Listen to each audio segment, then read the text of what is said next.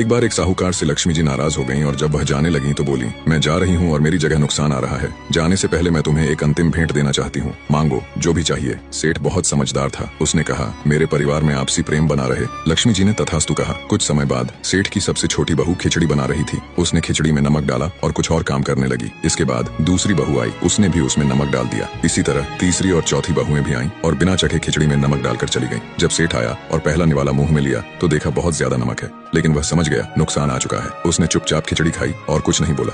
इसके बाद बड़ा बेटा आया, निवाला मुंह में लिया और पूछा, पिताजी ने खाना खा लिया? क्या कहा उन्होंने? सभी ने उत्तर दिया, हाँ खा लिया। कुछ नहीं बोले। अब लड़के ने सोचा, जब पिताजी ही कुछ नहीं बोले तो मैं भी चुपचाप खा लेता हूँ। इस प्रकार घर के अन्य सदस्य एक एक करके पहले वालों के बारे में पूछते और चुपचाप खाना खाकर चले गए। रात को नुकसान सेठ के सामने हाथ जोड़कर कहने लगा, मैं जा रहा हूँ। सेठ ने पूछा, क्यों? तो नुकसान ने कहा, 1 किलो नमक तो खा गए, फिर भी झगड़ा नहीं हुआ। मेरा यहाँ कोई काम नहीं। जिस घर में आपसी प्रेम हो वहाँ सदा सुख शांति होती है।